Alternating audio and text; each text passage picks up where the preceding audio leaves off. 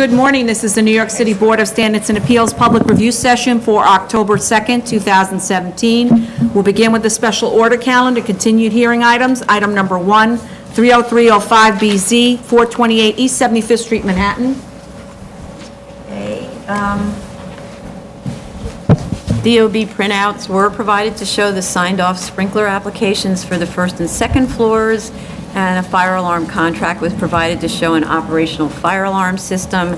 Apparently, both DOB and fire department are okay with the fire escape as a second means of egress from the second floor. They call it labor law fire escape as opposed to what we normally think of as the fire escape. The statement of facts reiterated the findings of the original variance, which we asked them to do. This is more of a rhetorical question, probably directed at Commissioner Otley Brown. It's whether or not this is a market-driven. My question is whether it's market-driven. Question is, I do agree that the configuration of the building with its ground floor retail space divided into two small spaces makes it difficult to rent because they're divided into two small spaces, and hence the logical renter would be the upstairs tenant because the spaces are so small. And it seems to me ultimately that the logical tenant for the other side would be the upstairs tenant too, because it's kind of an unusual adjacent space, super skinny. So I get it from a logical business perspective. I don't know if that's a market perspective, but that seems logical business-wise, that there would only be the upstairs tenant as a taker. That's an interesting thought. I hadn't even considered that, to be honest with you. I was more focusing on why the as-of-right couldn't be converted to an why it couldn't be converted to an as-of-right residential use because of the issues of the light and air and them being deep, dark apartments. So that was what I was looking at. I hadn't really looked about whether or not it was a market-driven argument for retail, because I felt that the retail was probably the only option open at the time, and I looked at it as the point of view that at this point in time, retail is suffering throughout the city, and so therefore, bird in the hand, kind of, tenant in the hand beats two in the bush sort of thing, that it would be, it's logical that it was most likely going to go to one of the two existing tenants. So I really was fine with it. Yeah, okay. Okay. Any other comments? Okay. Item number 2, 2110BZ, 2801 Roebling Avenue, the Bronx. They requested an adjournment, but did send letters to neighbors notifying them of the hearing. So because they requested an adjournment to get more materials, if people come to testify, we will give them an opportunity rather than adjourn the hearing. Unfortunately, the letter didn't actually say, and all letters that are announcing a hearing should say that they could submit written testimony. It didn't offer that. It didn't tell you how to do it, or even who to call at the BSA. So I kind of feel like we might be missing out on an opportunity to hear from people because who can take off from work to come to testify about this.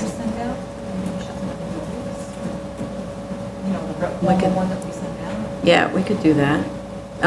It wasn't, it's true that this was never formally noticed because it's not a requirement in our rules. So if it's being adjourned, yeah, we could formally notice the neighborhood. Because what we were asking was for immediate neighbors who would be immediately affected by the drive-in. And so, adjacent and opposite neighbors. We could also ask them to notify, and that way you're getting an opportunity for everybody to respond in writing. So, since they're asking for an adjournment. Does that sound like a good idea? Okay. Item number 3, 19-15BZ, 9277 Queens Boulevard, Queens. Sorry, one second.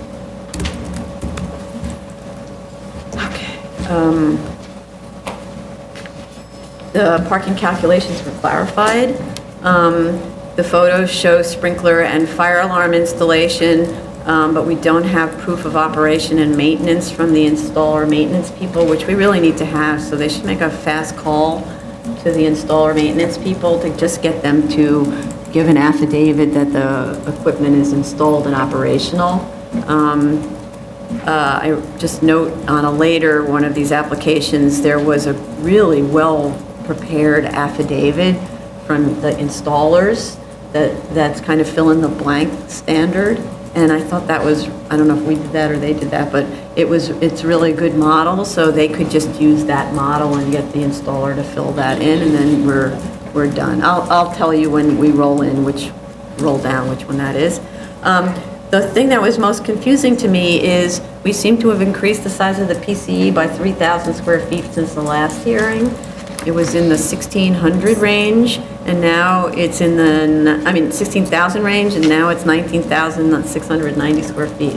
So at the last hearing, we were told it's 16,494 square feet, and that's what it showed on the zoning calculation sheet. And then now it's it's totally different, and that's shown on the drawings, on the zoning calculation sheet, in the statement of facts.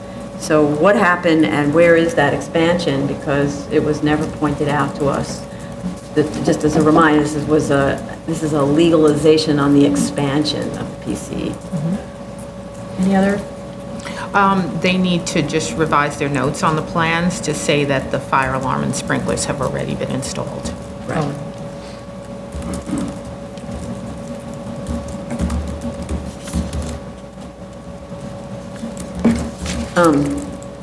So if they can do that immediately, then that would be the best. Okay. New cases, item number 4, 61756BZ, 3120 Albany Crescent, the Bronx. Okay, we have proof of service of initial application to officials, but I actually didn't find notice of hearing anywhere in the file, and we also don't have a community board recommendation. The photos of the fencing, I thought that was quite amusing, show the 50% opacity concept taken very literally. The intent of 50% opacity is that the slats are installed over the entire fence, but you alternate the slats, if you feel like it, between solid and void, not in 5-foot intervals of 100% and 50% and 0. So I thought that was like, well, they did the math, but that's actually not what you're supposed to do. And I would like to just make a note that the resolution never said, or the drawings never said officially that the approval was for 66 cars. So note to council that it should say 66 cars in the resolution so that everyone knows what they're looking at the next time. Yeah. Anybody else? I'm just curious also, when we look at that on the site, there are all these trailers or containers parked behind. I wonder what all that stuff is. I know it's not owned by this property owner, but just curious if they know what it is.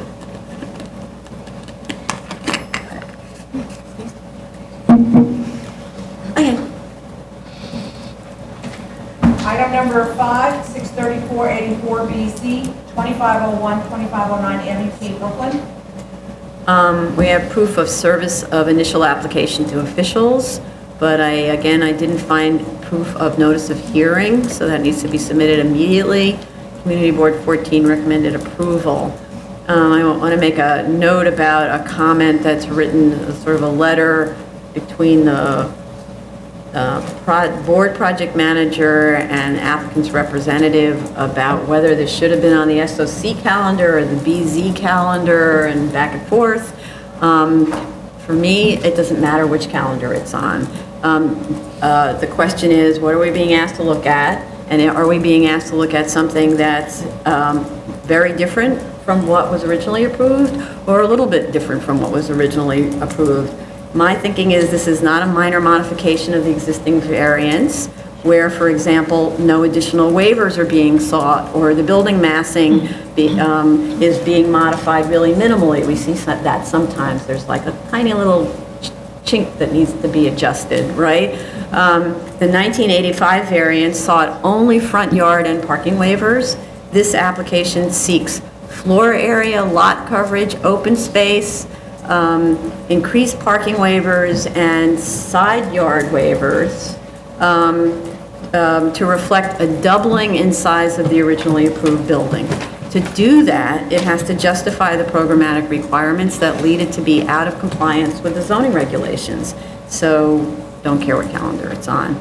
With respect to the programmatic needs, the statement of facts that says there is a need for a room that holds 150 people on Saturdays and somewhere in the 300 range for high holidays, and that there are classes on other days with up to 30 attendees and special events with up to 100 persons. The original approval was approved with a 370 capacity synagogue with 102 seats in the mezzanine, plus 102 seats in the mezzanine, plus a 2,800 square foot meeting room on the second floor with capacity of 164 persons. So I don't understand how those approved facilities didn't already meet the needs of the congregation. I observe, however, that based on the existing condition drawings, the building, which is, by the way, a very attractive and well-executed project, which we rarely see here at the board, I'd like to commend that original architect for the excellence of that design, was not built according to the approved plans. So there is no meeting room at the second floor, and the building is actually 34 feet high when it was approved at approximately 26 feet high. And I don't see what the capacity of the main sanctuary and mezzanine are because it's not provided on the existing drawings. So the project's out of compliance with the original approval. It should have come back and explained to us why they were doing that. I get from a design perspective why they did that. It's a much more beautiful building this way, but that's not what was approved by the board.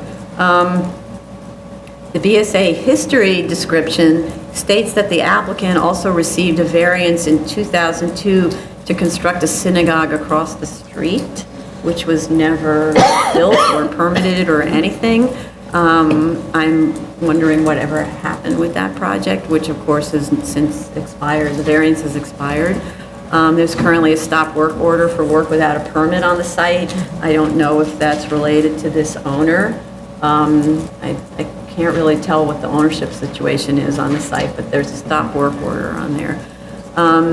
The certificate of inspection, which is something that's supposed to be prepared by a licensed professional who's working on this project, indicates that the building is in compliance with the terms of the prior grant. How, please? So just to put this kind of in perspective, it's supposed to be signed by a licensed professional, signed and sealed. When you sign and seal something, it's your license on the line. You are misrepresenting before the board what the situation is. It's not a funny thing to do, you know? Buildings department prosecutes architects and engineers for misrepresenting before the buildings department and removes their privileges to appear before the agency. Think about that. We could do the same. Those are oath hearings. With respect to the plans, the current entry condition, this is more observing than design issues. The current entry condition is from Avenue K, and the proposed main entrance to the multipurpose room and elevator is also from Avenue K. So that's good. What gives me concern is that the multipurpose room is showing as opening out with big doors onto the 10-foot side yard that is opposite a residential neighbor. So the statement of fact states that events might be held in that room that occur and run at night until 12 a.m. So we have had not good experience with an interface like that between the neighbors and houses of worship. So that's a no-go spilling out onto the yards. I want to add that because of the huge number of waivers that we're requesting, there's two things that have to happen, additional waivers that are being requested. We need to notice this as if it was a new application. So because the neighbors aren't aware that there's a request to open up the yard right onto their houses, right? So this should be noticed in the same way an initial application is noticed. And also an environmental update, an update of the EAS has to be done for all areas of environmental concern. The proposed drawings also need to show the capacity of each room, the occupancy capacity, and the statement of facts needs to explain how they are used and the hours of use. So it's programmatic needs analysis because you're doubling the size of the building. The architect must attend so that we can understand the reason for the additional waivers, because I actually don't understand why you need an FAR waiver or why lot coverage waivers needed. Why can't these uses just fit within the required envelope? I think it could easily do that with just a little tweaking. And also, a building has 4 sides, so we need elevations of 4 sides. And all of the rooms have to be labeled in both sides, the existing building and the new building, in part because the existing building wasn't what was approved, so we don't actually know what those rooms are for, and the capacity shown of all the occupied spaces. I mean, I agree with you that this is a major case in that it's an enlargement of the zoning lot as well as an increase in the degree of waiver and an increase in the number of waivers. And so therefore, it really needs a full statement of facts and findings that addresses each of the findings. And they also need to address why what's been approved is not sufficient for the program that they want to put in place here. And I didn't see any of that in the statement of facts and findings. So I think they really need to go back to square one and give us a thorough analysis of this, as well as a programmatic needs analysis, and not just a statement of, well, we want this room would be really nice, we could fill this room, we could fill this room, we could fill this room, because that's really not what programmatic needs is. And I agree with you, I don't understand why they can't consider an as-of-right expansion, at least, where it's not increasing the number of waivers. So I think maybe at the very least, they should have a lesser variance scenario when they come back to us. Good idea. I agree with both of you. As I was reviewing it, it wasn't clear to me what, I actually thought it should be more of a BZ, but because of the scale of because I think this, like you said, to me it's irrelevant at this point, but the scope is definitely much larger than what we had reviewed, and it needs to be reviewed in a comprehensive manner, which I think this documentation does not adequately provide. Okay. And is Darrell here? No. Okay. I just want to make a note, somebody, the notice of comments needs to be uploaded onto Okay. SharePoint, and Notice it's of not comments? showing there. Okay, Thank you. I got it. If I see them, Okay. I'll convey this information. Thanks. Finished? Item number 6, 86685BZ, 2338 Camberley Avenue, Bronx. We have both proof of service of initial hearing and proof of notice of hearing to officials. We don't have a community board recommendation. They may not have opined on this because it's just a little simple thing. I note from the photos, this is really more amusement than anything, that the vine growth on the rear wall borders on the picturesque, and I wish we could figure out how to do that. Because it's perfect vine growth on the wall.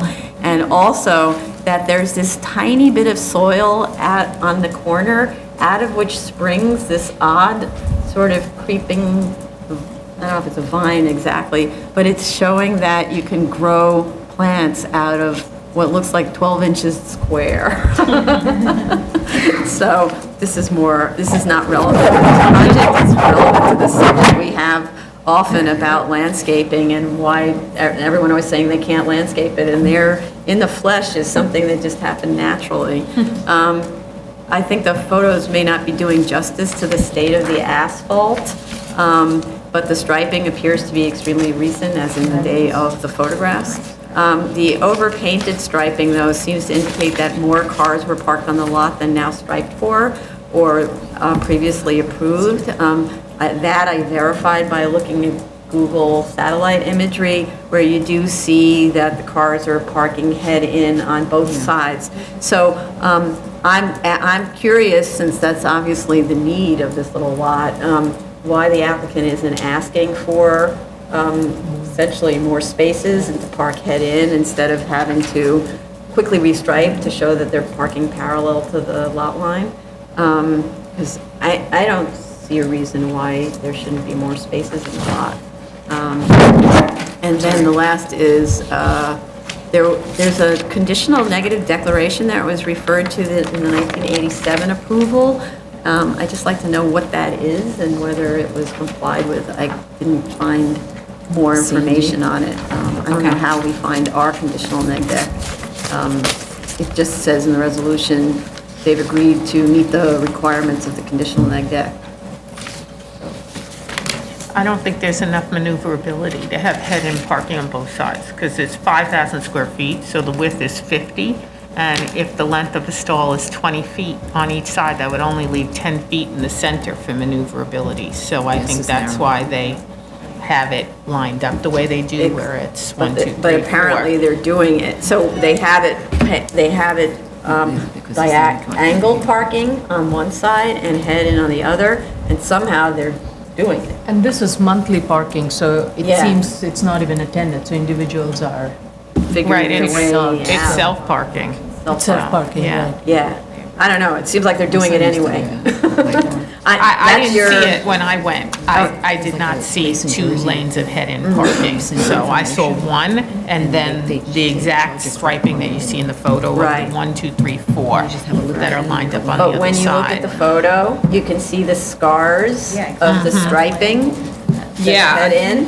I Yeah. think there would be great difficulty maneuvering. Yeah. I don't think that's the best idea, Okay. actually, Okay. if it's So maybe self-parking. it was off, it might be just helpful to get a clarification, maybe that's how it was, and now they have it fixed it, recognizing the 2017 difficulty. Google satellite Oh, imagery. 2017. And I just didn't do the historical imagery, but I'm pretty sure it's in the same. Okay. So, but you're the drivers in the group, so you. it's I mean, I your- guess if they're not complaining, Yeah. you know, it's like, but I could see where it would be kind of awkward to get out of there. Okay. Appeals calendar, continued hearing items, item number 7, 235 15A and 259 15A, 8 Cornell Lane, Queens. Revised submission. Yeah. So, fire department waived the requirement for a hydrant on this very narrow lane, but I'm wondering whether it's aware that the house is also not sprinklered.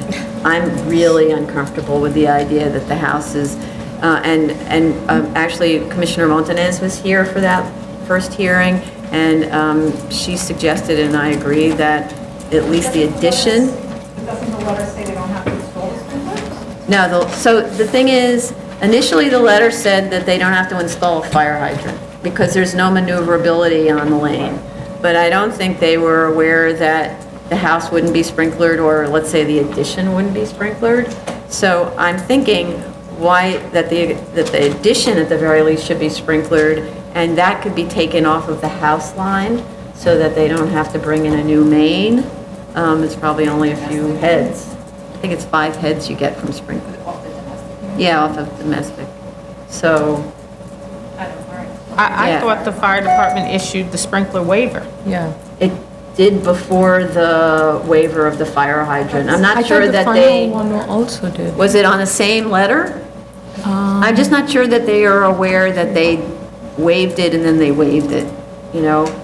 That they may be thinking there's a fire hydrant, therefore you don't need a sprinkler. I just want to make sure that they're aware that you're getting nothing. They said they had no objection to granting a sprinkler waiver with the following comments, as long as they have a sign, and that no hydrant.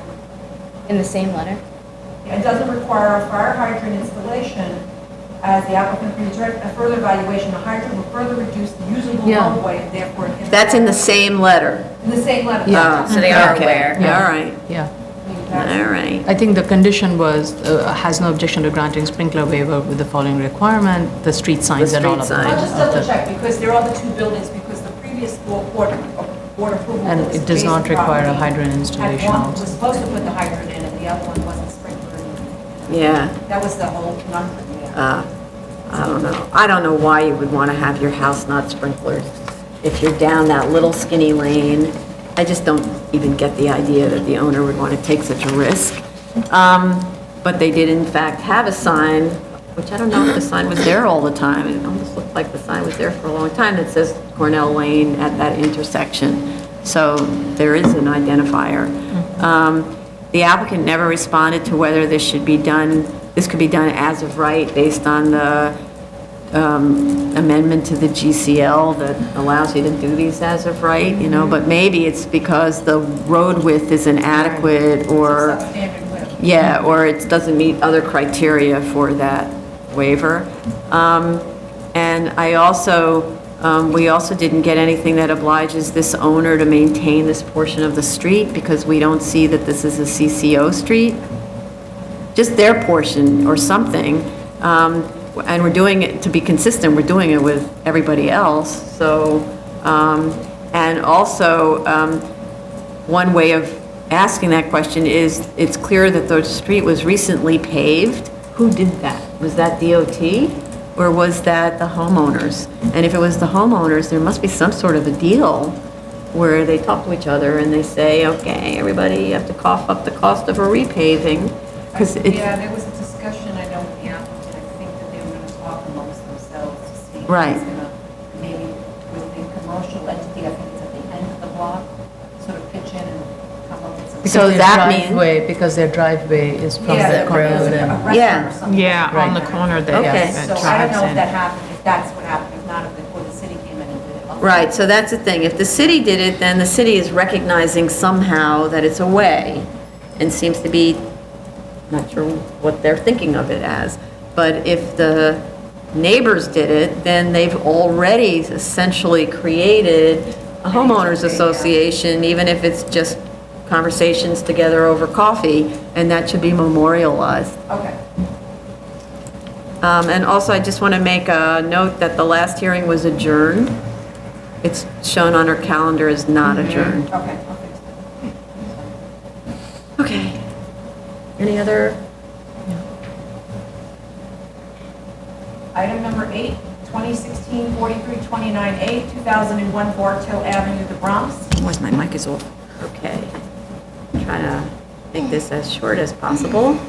I think the board went through its thinking on this case at the last hearing, stating that in short, the BSA resolution in Bartow 1 was based on several criteria, not one single criteria, and that the sign in Bartow 2 fails to overcome all of these criteria. DOB articulated the analysis well, I thought, very well, in its recent submission.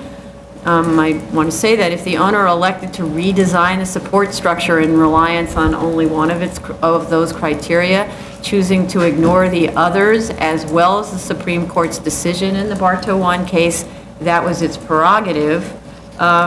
Furthermore, and as stated in DOB's submission, the board's decision in Bartow 1 was by no means a direction to the appellant that a reconfiguration of the supporting structure that is hidden behind the panels was all that would be necessary to convert each 9,000 square foot sign into 27 individual signs on each side.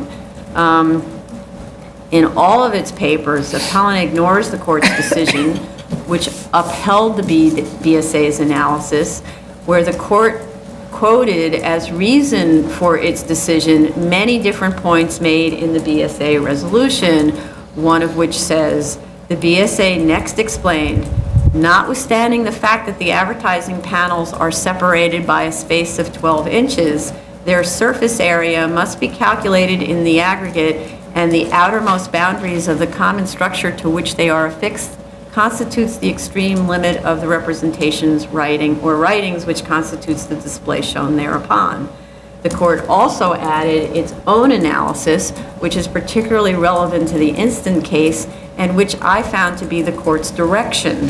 The the court says, the BSA's interpretation is buttressed by the fact that there is a single pole that supports the 54 purported individual panels for which the 54 applications were filed, that this one pole supports all 54 panels undercuts petitioner's argument that the 54 panels should be considered separate signs, whose surface area should be independently calculated. Thus, it cannot be said that the BSA ignored the plain language of the zoning resolution or failed to address the issue before it.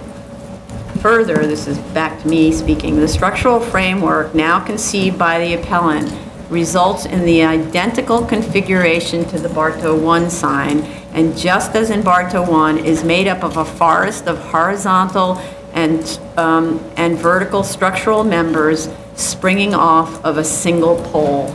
It is a structural grid onto which the 54 panels are mounted in the same way as they were in Bartow 1. The plan sections make that clear. Appellant attempts to make between these structural systems a distinction without a difference. Appellant's reference to the ECB decision in Ludd's development is inapposite. In that case, the ECB looked at the sign structure from a permitting perspective and never cited to the zoning resolution to support its position that there were two signs.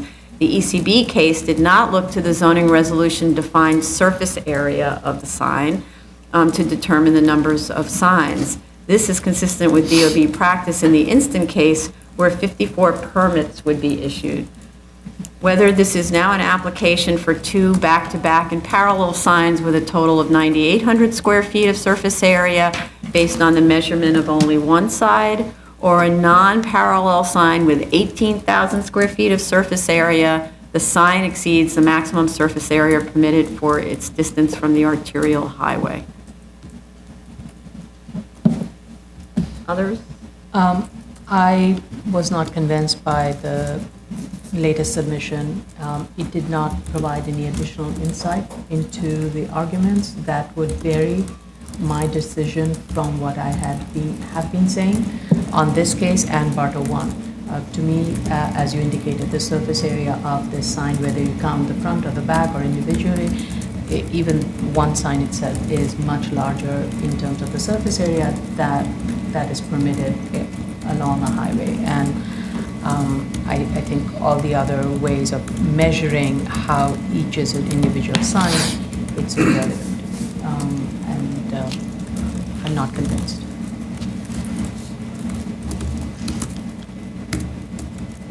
I have no additional comments. Okay.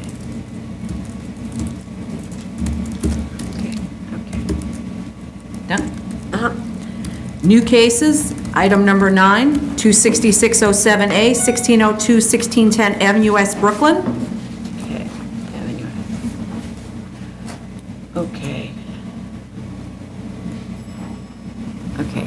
Community Board 15 submitted a strong letter of opposition, and there are other strong letters of opposition against this extension of time, stating that the foundation was not completed as stated by the applicant's engineer, and that the foundation was backfilled, and questioning the integrity, it was backfilled actually by the city, and questioning the integrity of the foundation after years of exposure to the elements. There was also a comment about the work having undermined a neighbor's property.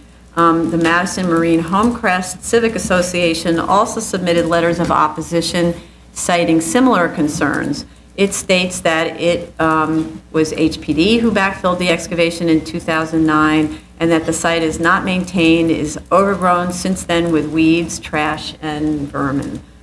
11 years have passed, $25,000 in ECB fines for 6 open ECB and 6 open DOB violations remain outstanding. The site is still a wreck and a hazard, and no work has been done at all. The fines were not paid subsequent to the last hearing. I listened to the videos of the previous hearing for the extension in 2014, helpfully directed there by one of the opposition letters. In those hearings, Commissioner Collins noted that the applicant seems to be doing nothing at all on the site until it has to come to the board again.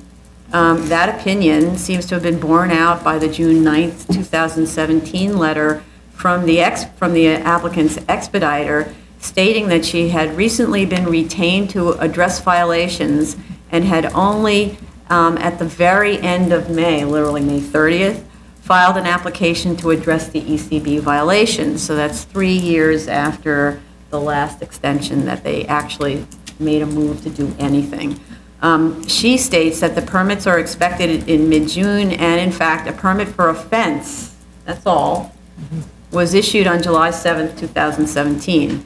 However, between 2008 and 2017, no applications of any kind were filed to correct the fence or correct the sidewalk, in spite of the board's insistence in 2014 that that be done. I note that, well, I'll continue. At the review session prior to the hearing in June of 2014, Board Counsel and Commissioner Collins discussed the board's authority under the law to deny vesting.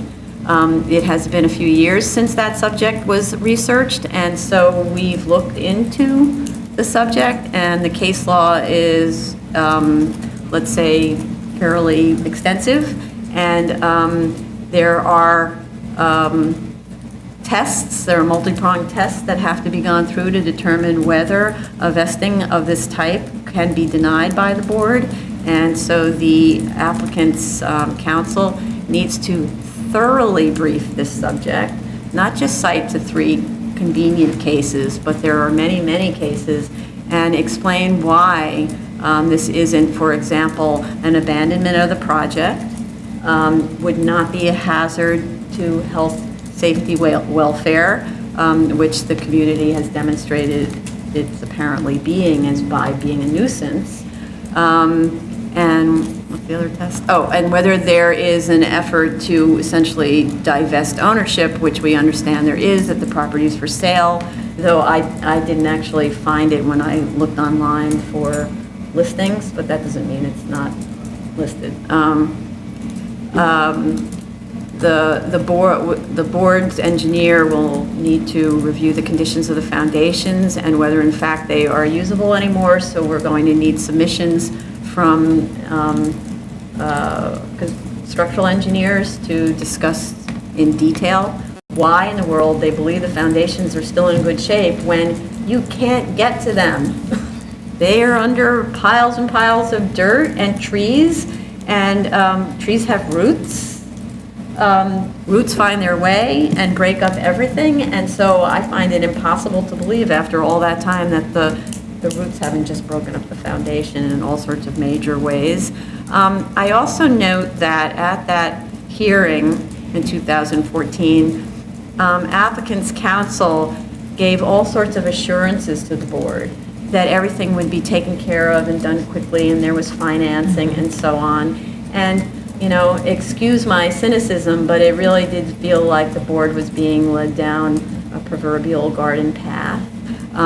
The sidewalk has remained unfixed. The attorney for the applicant stated that the sidewalk would be fixed during the course of construction, so there was no need to fix it right away. That the fencing, of course, would be repaired immediately so that the violations would be removed and that the violations would be paid.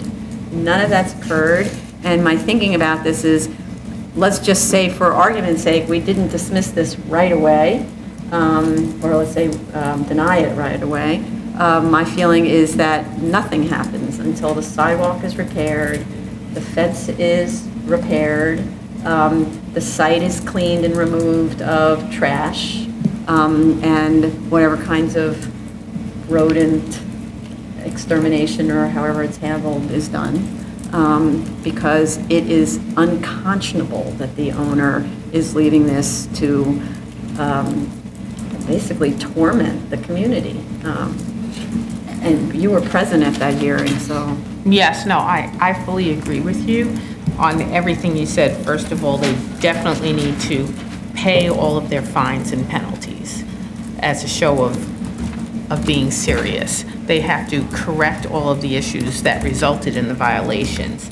And I agree with you, I'm kind of skeptical about whether or not they do have financing, because they did make a statement to us previously that they had financing and were ready to go. And now we see that what's really been happening is there's been several shifts in whoever is owning this property, where some partners slide in, other partners slide out, and so there's no real way to know whether or not it actually has really thoroughly changed hands, or whether they're just searching for partners who have cash on their hands that could make this happen. So all that to say, I fully support your request for a thorough briefing on the abandonment issues, because I really think that this definitely pushes that envelope. I agree. So, and we, on our side, are also briefing the subject of all the prongs, not just abandonment. There are many prongs that the court sets up. There are many situations where the courts have decided that acts similar to this one could result in a denial. So this really needs to be defended in order for this, really, from my perspective, it's just a nuisance, and the owners don't seem to have any intention of proceeding. So let's see how that gets briefed, and how cases that indicate that it shouldn't be granted are distinguished by the applicant, and how the applicant gives information that's believable and supported with evidence, as opposed to bald statements that were made, like they were made at the last hearing. Right. Okay. Ready? Move on. Item number 10, 2017-106A, 721 Sharretts Road, Staten Island. Okay, we have proof of service of initial application to officials, but I didn't find proof of notice of hearing, so please provide that immediately. Community Board 3 recommends approval, but there were 8 opposed. The site is very large, with ample space for parking and truck turnaround. That's just an observation. Their building will be sprinklered, and the board has granted GCL waivers to several other buildings on this road, but that special GCL modification doesn't apply to commercial uses. The builder's pavement plan shows sidewalk continuity, which is what we always look at. I do have a question, though. The builder's pavement plan shows that the applicant will repave only to the center of the 40-foot wide roadbed. I'd like a description about the condition of the roadbed to the opposite curb, because sometimes we ask that the full roadbed be paved if this is just like a rocky, I don't know if anyone's driven on this road, to visit the site. And also, we need info on the right-of-way over Sharretts Road to the site. We've had some other Sharretts Road cases, so there may have already been that, the research done. So, any others on this?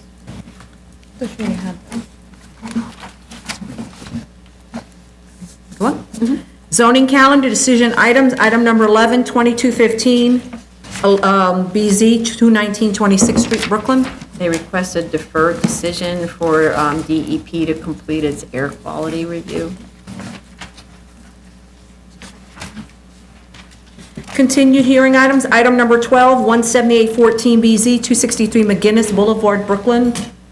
Okay, an EAS was submitted on September 26th with no cover letter. So I believe the phase 1 was missing. That's what we were looking for. So we need to hear from the applicant what the status of the phase 1. That's what I have as my notice. We've received WRP sign-off and hazmat sign-off. So Right. everything for environmental review is complete. Oh, you got a Yeah. hazmat sign off? Oh, Yeah. I had notes that a phase 1 was It- required. Did we get one? Yeah, a long time ago. Yeah. Oh, okay. Yeah. Okay. Yeah, DEP just gave us the sign-off. Okay, so we have sign-offs on all the environmental now. Okay. Yeah.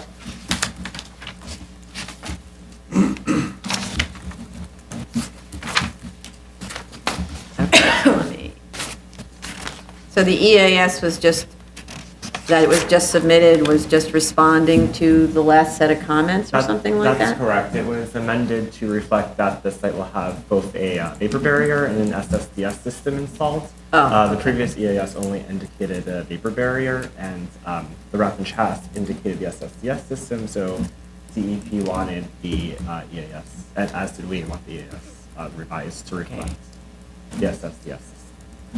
Okay. The cover letter would have been helpful, so we would know why in the world they, right? Because you can't read the whole thing and figure out where the change is. Okay. Any other comments? Otherwise, I think we. No, I think you're good to go. Item number 13, 214-14A, 215-14BZ, 50-11, 50-15, 103rd, and 103rd, 10310, and 10316 Alstine Avenue, the Bronx. Queens, sorry. They requested an adjournment. They didn't give us reasons, the date, anything.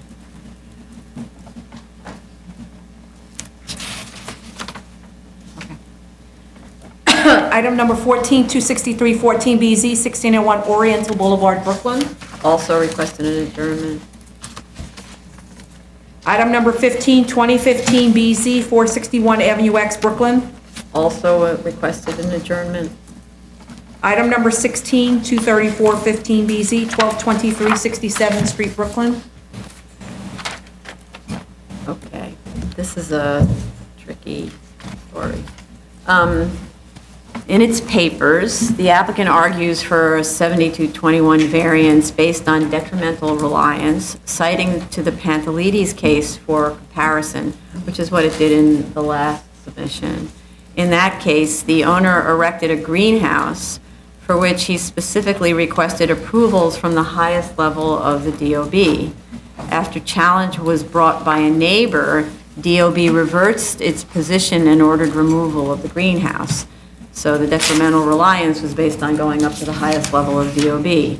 In Woods, which is referred to by the applicant as the Furman Avenue case, the owner relied on a DOB memorandum that interpreted a specific section in the zoning resolution to allow certain side yard setbacks. DOB subsequently changed its interpretation, so basically disavowed the technical policy memo, and revoked the building permit. So those were situations where, and technical policy memos come from the highest level of DOB that was issued by the commissioner at the time. Here, we haven't established that the front yard extension was even permitted under the R5 zoning, or that the specific question was ever asked of any plans examiners. So, and since for the variance, we're talking about the front yard waiver, right? So we've kept asking that they establish that especially the extension of the front yard into that corner would have been permitted under the R5 zoning. I don't think it would have been, because you're allowed to do these kind of vertical extrusions only where you had an existing building. In all of the detrimental reliance cases, the property owner, whether the Parkview developer, Mr. Pantelides, or Mr. Woods, hired professionals upon whom they relied. None of these owners were zoning professionals. A developer is not a zoning professional. They're development professionals, different thing. Constructive notice refers to the concept that each person is expected to know what the law is. We rely on our professionals to take care of that for us when the subjects are complex or specialized, such as reliance on an accountant to prepare our taxes legally, even when we know little of the tax codes. When our accountant makes an error, we pay the fine to the IRS, even if we ourselves are ignorant of the law that was violated. The problem in this case, with respect to the detrimental reliance argument, is that we have many cases in New York City where unscrupulous architects and builders submit plans and build buildings ignorant of the regulations, whether actually ignorant, simply not knowing, or ignoring the regulations. Are they acting in good faith? No. So that's one of the requirements for the detrimental reliance. But the owners of the property were arguably innocent of the bad faith of their professionals' work, or came to the property after an arm's length transaction. We have seen these where it's the second property owner who discovers that something illegally was done by a predecessor in title. So unfortunately, those circumstances aren't rare, which is stated in the statement of facts. They unfortunately really aren't rare. So should the BSA grant waivers of all of those illegal structures? That's what we're being asked to look at.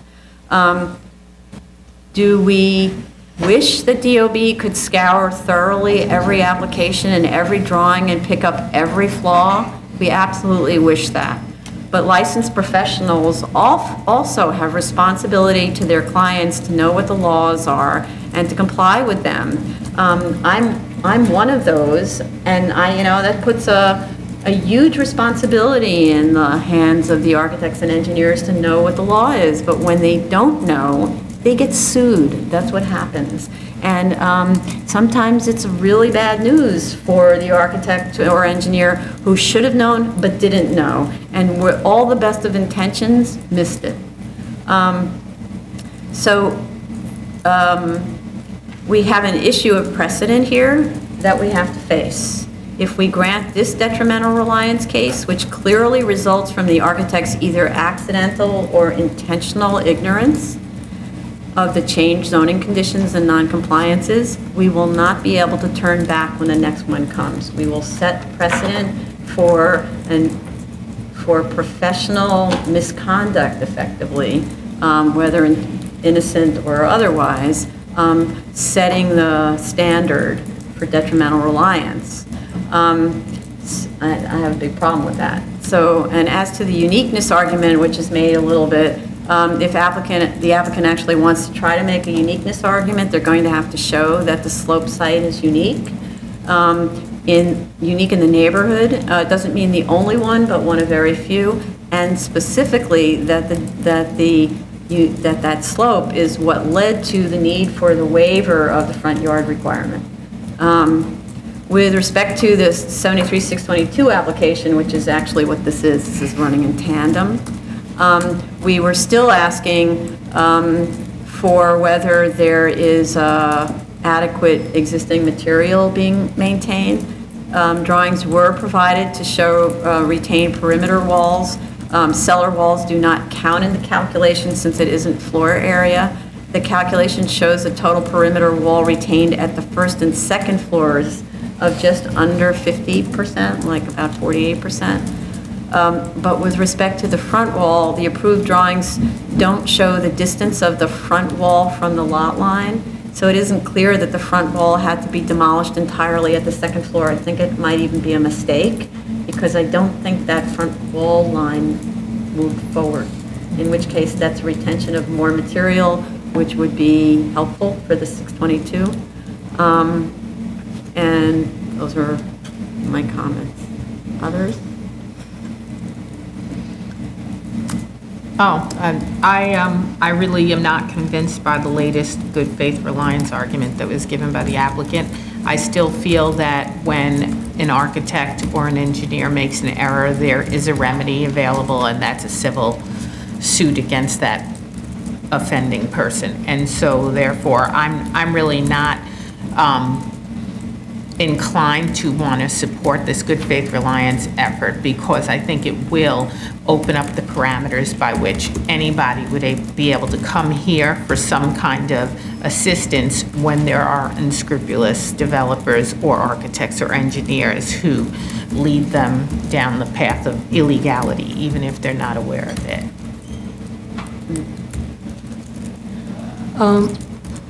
First of all, I want to thank the chair and council for directing me to all the detrimental reliance cases. And I have reviewed the documents, and it has actually affirmed my earlier position. And I don't see a very clear-cut rule that has been applied, and each case has been tied to a threat of Could you speak up? Sorry, it's a little hard to hear. Sorry. Just speak louder. Right. Each case, I believe, has been tied to a thread, to a previous case where applicable. And in this case, the elements that are being considered and has been raised here is, does it pass the test of getting approval from a higher level official? And the Pantelides was brought up.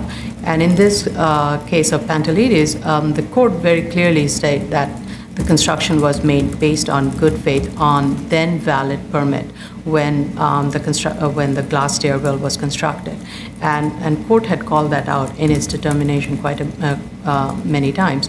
In the case of Pearl Binder, higher official had stepped in and had okayed it, and that was reverted. Though appellant case, it was reverted also. So it's not quite clear that the higher case, the higher authority should prevail and has been consistently held. In the case of Pearl Binder, the issue was course correction, and that was identified. And Sorry, the issue was what? course correction. Course correct. Basically, the decision that was made was Oh, court. Oh, I'm sorry. The Course. court. course correction. Course. Took correct. one course and then corrected the course. Okay. And I think in cases, in situations such as this, expenditure made in reliance of a building permit was looked at, and whether such expenditure, building permits, whether that create an unnecessary hardship. And many of these cases, it was accepted that the cost that was incurred in completing the construction was based on good faith. And for example, I think this was the Ellentuck, Pantelides, Jane Estate. In all of them, the cost expenditure that was made was considered in good faith. And I think in this case, and as you pointed out, this is like it's an arm's length transaction, and the owner. No, this case is not arm's length. Well, in this case, it's the owner that inherited an issue that was already there prior to them being part of it. No. This owner built this house. But they did not go to the application. The architect went through the process. So it was, they retained a professional. Yes. In this case, they retained a professional that is required to, that would be going through the process of going to the buildings department, submitting all the necessary applications. So they took the right decision of hiring a qualified person. Now, one could question whether this person is knowledgeable enough or not, and did the person know what they were doing, and how would the owner in this case know whether this architect knew his stuff or did not? He's a licensed architect, has the license to practice, and has been practicing. We don't know. This is all speculation as to what the person's track record was and how the vetting happened. That's all speculative on our part. But the owner in this case. Which vetting? Sorry. Nobody's talking about vetting. No. I'm talking about, the question was raised whether you retain a licensed, specialized person to go through the process to get the necessary documentation. The owner did what it knew to be the right direction, which is to retain a licensed architect, to start the paperwork, to submit the necessary documents to the buildings department. Okay. Beyond that, I don't think I would be extremely surprised for an owner to kind of say, well, I also need a zoning specialist to weigh in on it. That should be coming from the architect. And if architect didn't weigh in, the owner wouldn't have known that. Right. Right. But so. And the question never got raised throughout the whole process. So Which question? There was no red flag that was raised during the planned review process. All along the way, the applicant submitted the documents as it was, and there's been no changes. And the review went through. It's not like one of those cases where warnings were provided, ample warnings were provided, and the owner took the risk, the architect took the risk and went ahead with it. It did get the approval, and rather quickly, and within a few months period from the time the original application was submitted, and the construction proceeded, and there were many post-approval amendments, and all those were in place. So there wasn't any warning signs along the way that would have made the owner, the architect, and the qualified person aware of the fact that there's something wrong with it. But a But there's rezoning rezoning. is a public notice. I am And not- so a professional should know what their job entails and should know that they should look and see if there have been any rezonings that affect their property and look to see what the current zoning is. I want to just clarify what the concept of constructive notice means. Constructive notice assumes that you, as a citizen, know the law, even if you don't. It assumes, because the law is written, that you have an obligation to know you're not supposed to drive 80 miles an hour in a 50-mile-an-hour zone, even though there's no signs, or that you're supposed to, whatever, pay a fine, or pay your taxes. You're under constructive notice, even if you're not a tax specialist or a police officer. You know you're not supposed to stab somebody under constructive notice, right? So the idea of it is that if the laws are published, everyone is expected to know what they are, and you don't get a pass. So as an architect, you don't get a pass for not knowing that the zoning changed. You're supposed to know that. And when you file your plans, you're supposed to check, today I'm filing the plans. Is it still an R whatever? And then you're supposed to keep it up, and if you're doing work in the neighborhood, word gets that you find out that there are rezonings, right? So, I mean, whether or not the architect actually found out doesn't give the architect a pass. That's the issue. And the other part of the issue is that, and this is the concept of agency. When I hire my accountant, he's my agent. I'm responsible for his mistakes. So I may be able to sue him when he didn't tell me to pay something or didn't fill out the right form, and I end up getting a huge fine because I didn't do those things. But he's the agent. I actually sign a form that says he's my agent. And so he's the one who is charged with knowing on my behalf what the law is. And that's what an architect does, any hired professional. That's why when your lawyer does something and commits malpractice, because you get in trouble for something, he's your agent, and you have a right to seek recourse from your agent if you get in trouble because your lawyer didn't do something, right? So that's what we're talking about here. It's not that the owner needs to be a zoning expert.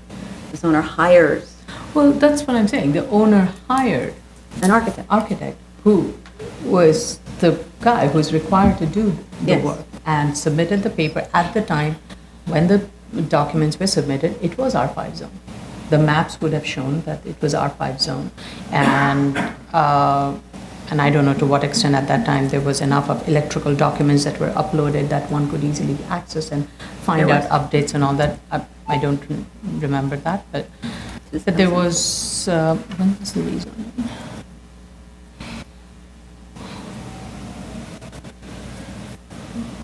2007? 2007. 2007, plenty of uploaded documents. Again, for me, I understand your concern of this setting a precedent and architects working in poor faith, but and not acting professionally and opening up the door. And I completely would not want that. But I do think there is a situation here where we are questioning the architect's merit without having any information, because the architect, my understanding is, as the applicant stated, has retired. We have no past track records or understanding of how the architect is operated. So it's... Well, but it's on its face. You don't really need to know the background. On its face, we see that the documents were submitted under the wrong zoning. And that if again, I said the buildings department, do we wish they found it? Absolutely, we wish they found it, but the architect was charged with knowing. And so the architect submitted under the wrong zoning, didn't say all of a sudden, oops, wrong zoning, need to amend this because we don't vest. We don't have foundations in the ground, we don't have substantial completion. In this case, it would have been substantial completion because it was an addition. So we don't vest. And needed to advise his client, oops, we need to redesign this house.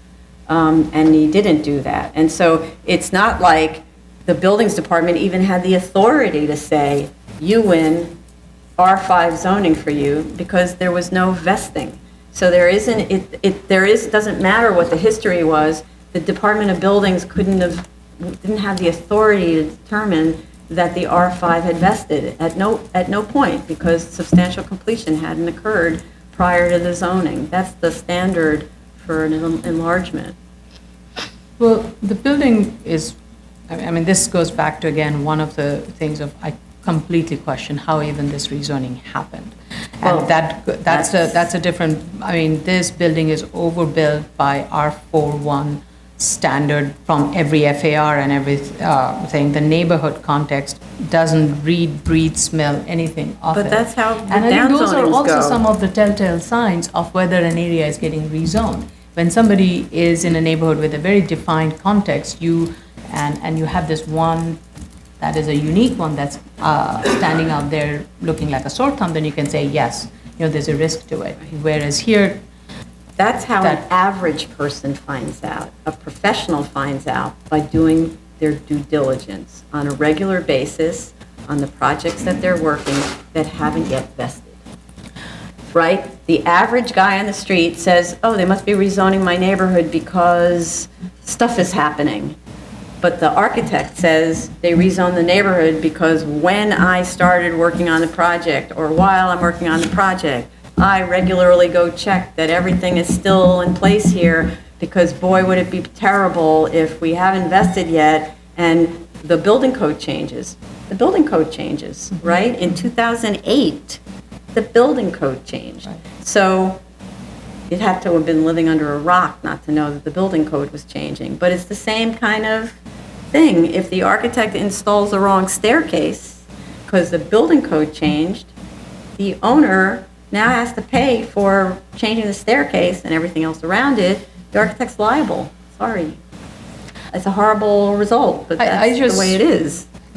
again, my feeling on this is that, we are, in the broad sense of the fact, yes, it's the architect's responsibility. When the architect started the process, it was R5, did not do, it went through its it did not do a self-certification. It went through a professional review every phase of the way. So it wasn't trying to cut corners in trying to get the approvals that it needed. It went through all the rigorous review that a project would go through, and the architect was sloppy.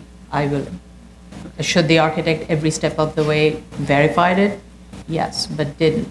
And the question then becomes, do we then penalize in this particular case because of the architect was sloppy, cannot be located, and it has been built for all the approvals that DOB had. It didn't, only thing it violated was the fact that the R5 zoning was not correct. But, No, it actually violated the front yard the rule. front yard, that's the only thing. I mean, all other build forms, it's in context with all the other regulatory elements in terms of the open space, the lot coverage. But it didn't comply with the R5 either on the front yard. Only in the front yard. And the other buildings are in the neighborhood are also, there are 5 buildings what I'm are saying also is- not in that same. There's a rule under the R5 that if you're going to extrude the house, you just extrude it up, This right. did not extrude up. It extruded took- on the side. And Right? So that wasn't in compliance with the R5 either. I agree with you, and that Okay. part DOB should have picked up. DOB didn't, right? Okay. And that way the architect was not wrong. If, let's say, even if the zoning, what I'm saying, architect provided it, I didn't, let me take back. Architect was wrong and provided, then DOB should have picked up, even if, let's say, the zoning change had not taken place. That is still wrong, and that should have been corrected. And I don't question that. Okay? Okay. But in terms of the other non-compliance, in terms of the FAR, other thing, the built form is very, very different from what it's been Okay, rezoned to. so in terms of the FAR, we can handle that with the 73-622. The only thing that we're talking about is the front yard, okay?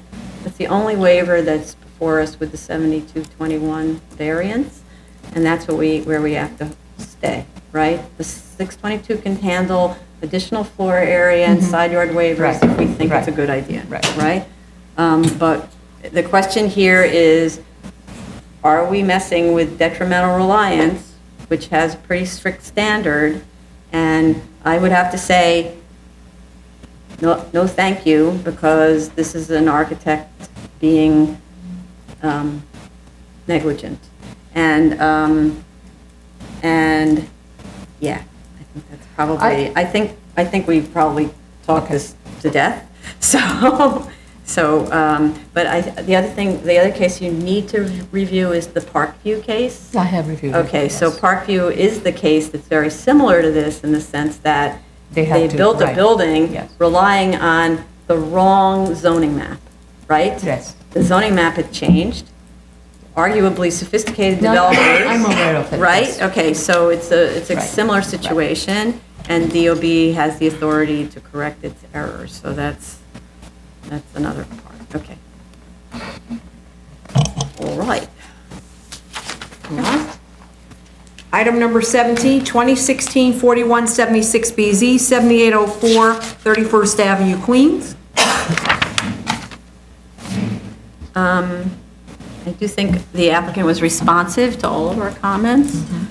It obtained determinations from DOB with respect to the occupancy loads and the permitted obstructions for the minaret and the dome.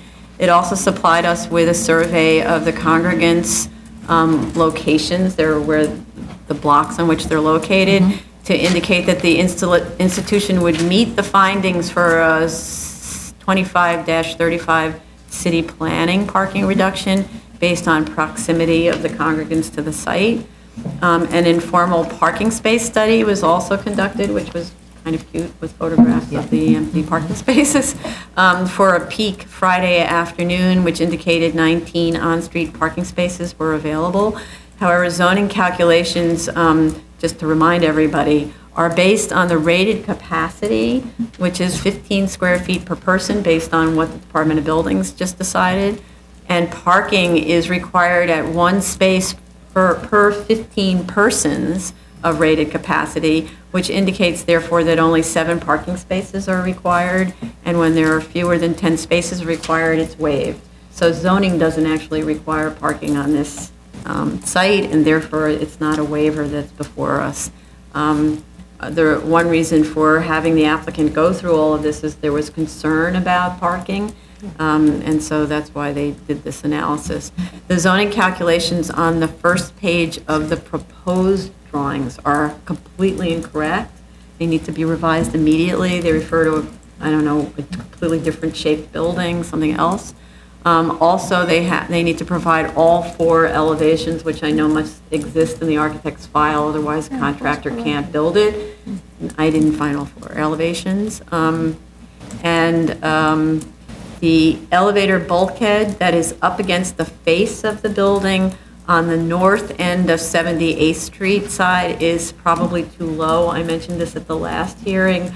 The architect should attend so that we can clarify these things, but I think it's actually too low. Even if it was a hydraulic elevator, you need an override, so I just didn't understand. Or maybe there's a new kind of elevator, I don't know. And also, the question is, the height of the bulkhead to the roof on that south end of 78th Street is very high. It's shown as 10 feet, and I don't know why it needs to be that high. You only need like 7'6" in a staircase. So I think, I may not be up to date on the minimum height for the staircase, but I think it's 7'6", so you could drop down the height of that bulkhead. And I note that the landscaping was very much improved, and that they eliminated that terrible fake stucco material on styrofoam known as EFIS, and replaced it with a better material. And just a reminder, we had a concern about sound systems. So a condition would be no speaker systems outside, no congregating in front of the yard before and after services, use of a site manager to disperse people and to prevent double parking, and that the doors shall remain closed during functions. This is all in the concern of the neighbors, which is relevant to that other application we talked about earlier. Any others? I just wanted a clarification. The letters that were provided indicated the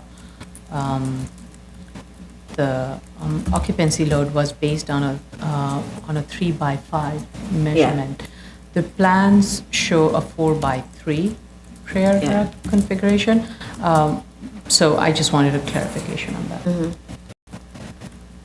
But I think the calculation was just, they took 15 square feet, divided it into the space, and came up with that many people. That's how you do the calculation. They may be using a different size rug, or they may even have like tile on the floor. That's more typically what you see, right? The tile tells you where to stand. Yeah, but normally you just do the math, and that's all.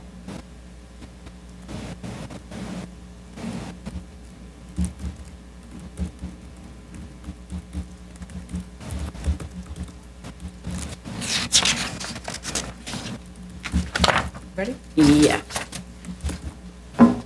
Item number 18, 2016-4271BZ, 201 Hampton Avenue, Brooklyn.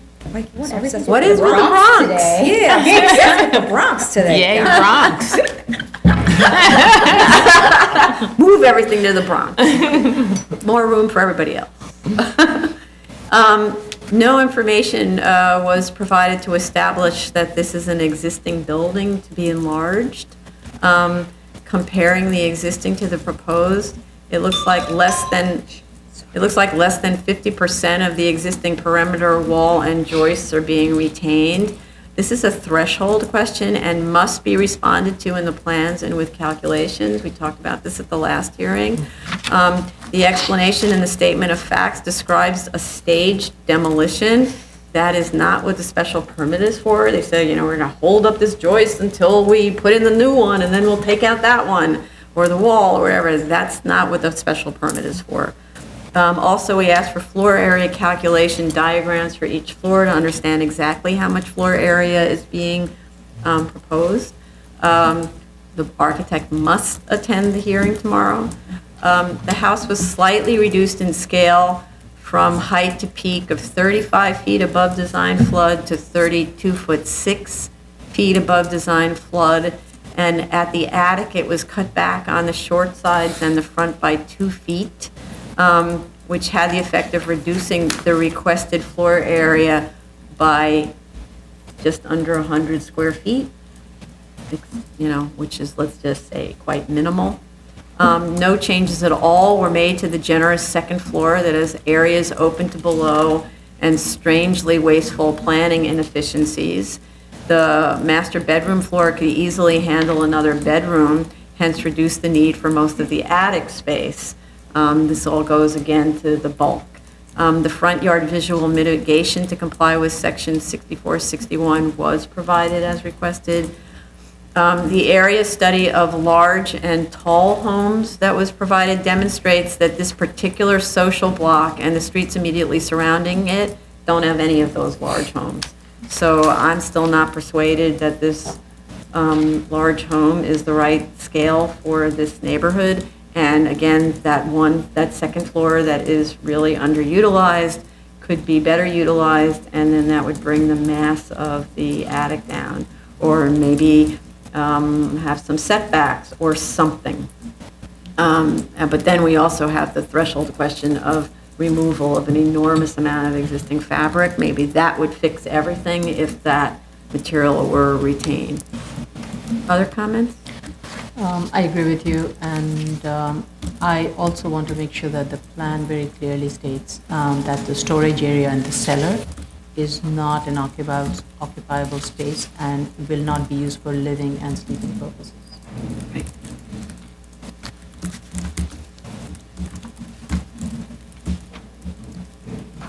Ready? Yeah. Let me know when you're ready. Done? Item number 19, 2016-4340BZ, 13102 40th Road, Queens. Okay. Yeah, okay. With respect to our project manager's question that was posed to the applicant about NAVD 88, I think what he was getting at was what we discussed at the last hearing. The section drawing shows mean sea level at AMSL, above mean sea level, that the FAA uses, and NAVD 88 being the same height, the same numbers. Our experience has been, and I've done some research, that these two heights are different. There's like only a couple places, like South Carolina, they're almost the same. They're off by a couple of nanos, right? But otherwise, the heights are different. So the surveyor or the aeronautical engineer need to verify that the heights shown on the drawings are accurately the same for both NAVD 88 and AMSL. The reason this matters is because the FAA is limiting the height of the building to 213 feet AMSL, but a contractor builds based on NAVD 88. If those numbers are wrong, the building could be taller. I don't care if it's shorter, but it could be taller, right? So we also asked that the drawing state clearly that the FAA warning lights be located below the maximum height limit of 213 AMSL, and no new drawings were provided. If the, I know that there is a circular that's referred to about these lights, and I actually went to the circular and tried to figure out what the rule is about the lights, but this is really not my specialty. If the aeronautical engineer wants to clarify at what height those lights can be mounted, our understanding is that it has to be below that maximum height. But if the FAA regs are actually different, then please show us where it says that they're I different. think so far, all the projects that we have reviewed. We've done it like we've that. ensured that they've always been below that. Yeah, but I'm not sure And that. the FAA is usually conditioned that everything, including lights, be Right. below Yeah, their maximum Exactly. height. Right. Right. So, and so we didn't get that information on the drawings as we requested the last time. In fact, it seems like it's the opposite. It seems like they extend above. Right. A detailed aeronautical study was provided as requested. However, on some of the approach analyses, it was not explained why the subject building did not propose a hazard. It simply stated that the building did not exceed the limits without stating what those limits are. In other ways, times it did say the limits are this, so clearly this building is shorter than, right? So we should know if the building comes very close to those limits, so we can, in our resolution, issue certain findings that it's very close.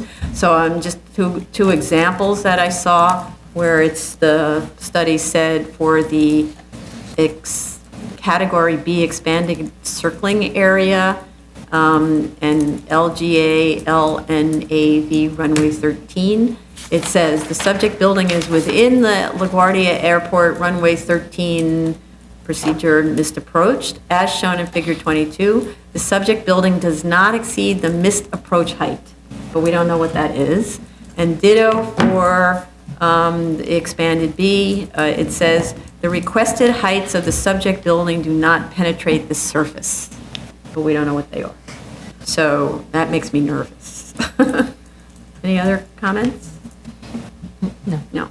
This is fascinating stuff, by the way. Item number 20, 2017, 11BZ, 3261 Westchester Avenue, the Bronx. Okay. Let's see. The applicant submitted proof of installation of fire alarm and sprinkler systems, including affidavits from installers. These were those really great models of affidavits, which I think we should just adopt, unless our council created them, in which case I did bravo. not. Okay. So I think they make it really simple. Everyone should just get that, maybe even automatically you get a copy of that, have your fire alarm guy fill this out. They also submitted, the plans were amended with notes that include the DOB application numbers, which I thought was also really helpful. That way they can say, fire alarm was installed pursuant to job number XYZ. That cleans the whole thing up, and there's no mystery, so we should probably add that. So, that was good. Anybody else? No. Okay. New cases on the zoning calendar, item number 1, 11115 BZ, 98 3rd Avenue, Brooklyn. Okay, we have proof of service of initial application to officials and proof of notice of hearing to officials and neighbors. Community Board recommends approval with 4 people abstaining. The uniqueness study looks at properties within 1,000 feet radius that are 5,000 square feet and under, and singles out 11 sites for further study. The land use map appears to show other lots with non-residential uses that were not included in the study. I'd like the applicant to discuss why those were left out of the study. I do understand, however, that this M12 zoning district encompasses only the subject block and not even all of it, which is otherwise surrounded by R districts with commercial overlays along 3rd Avenue. So there's not really much study area to include. The statement of facts indicates that remediation must be paid for by the current owner. Elsewhere in the statement of facts, it states that cleanup will either be owner or operator's responsibility, and that contamination beneath the site is likely, not certain. I'm not understanding yet why there isn't a better grasp of the degree of contamination and who will be responsible for the cleanup, and whether it will be enrolled in the brownfield program and the anticipated credit from the program, though I did see there were some calculations on an estimated credit. The info on the program should be updated to reflect the current situation at the state and federal levels, because there seems like every month you read about brownfield, something else is happening, so it should reflect this minute's brownfield story. This application relies very much on the cost of the remediation, and if its necessity is unknown, then on what do we base the hardship? With respect to the 2015 environmental report, which showed open issues needing further investigation, I'd like to know whether those investigations were conducted and taken into account for the 2017 report. It didn't seem like it. So I don't know why they didn't continue the investigation.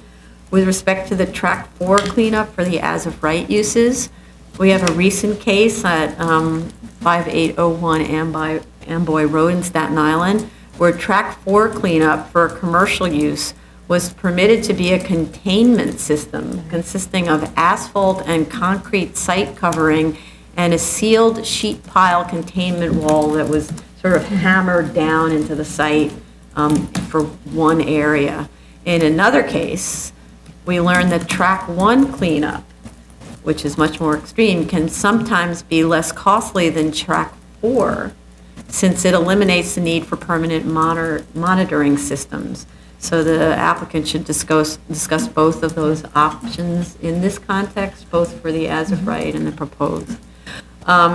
If remediation without the cellar is more expensive, then why doesn't the as-of-right manufacturing have a cellar? I don't understand that. Why spend $400,000 more to get less?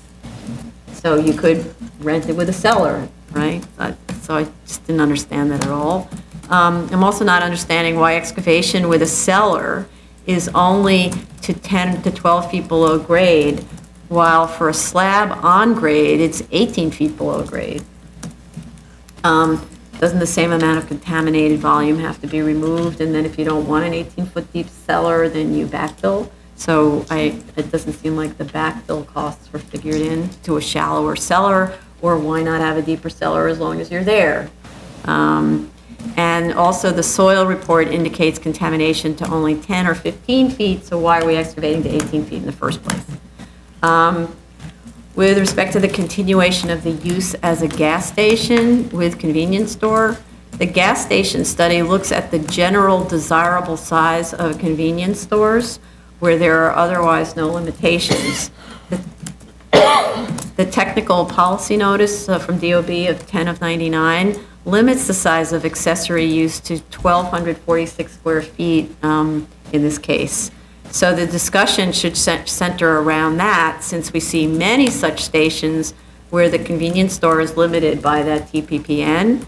They should provide a drawing showing the relocation of pumps and an enlarged convenience store and discussed its viability, because we actually get applications like this all the time, where you want to just move the pumps to another location, enlarge the convenience store, and then they have to demonstrate to us that there's maneuverability on the site, having done all that. So let's see. With respect, and the other part of it is we see so many of these gas stations, and then the applicants for those gas stations say, there's a shortage of gas stations, there's a real need, the various suppliers are really starving to find locations for gas stations, so how does all that fit within the viability of the site? With respect to the as-of-right office, since it is valet parking, why not use stackers in the cellar? And is a car elevator at the optimal location for maneuverability? It seems not. Or what if this were subject to a parking reduction special permit instead, to make it a lesser variance? Or what would, and that's a question, would that make the office use viable if you only provided half the parking? And I also wonder, why are there 2 passenger elevators in this tiny building?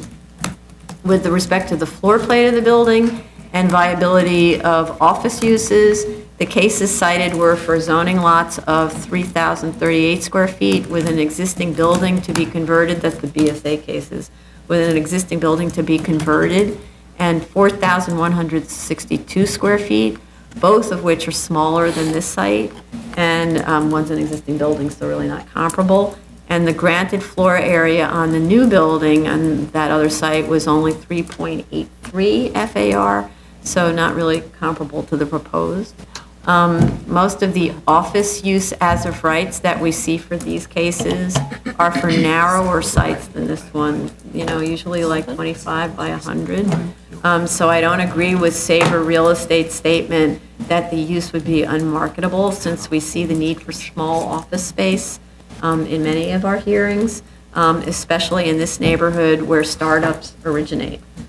Let's see. I don't have to look more. With the proposed, I'd like to know what the restricted residential development means for a track 4 cleanup. And the as of right FAR is 2. So why is the assumption that in addition to a use waiver, the FAR should be almost 2.5 times the as of right? The closest R zoning district is R6B at 2 FAR and R7A at 4 FAR. So how'd we get to more than both of those? With respect to neighborhood character, the use is clearly in line with the neighborhood. However, so would be a commercial use, especially since this is a site on the avenue. With respect to building design, I'd like to understand the reason for the 8-foot 8-inch by 38-foot side court at the first floor rear, and how is it accessed? It seems like you have to be born into it to get to it. It reduces the size of the retail and the roof terrace at the second floor. So I actually don't understand what that's for at all, and it appears to have no purpose. Corner lots in all of the nearby contextual residential districts are permitted 100% lot coverage, so I, again, don't understand. And then finally, DEP requested submission of a RAP and a HASP, and had other hazmat-related comments from its June 2016 letter.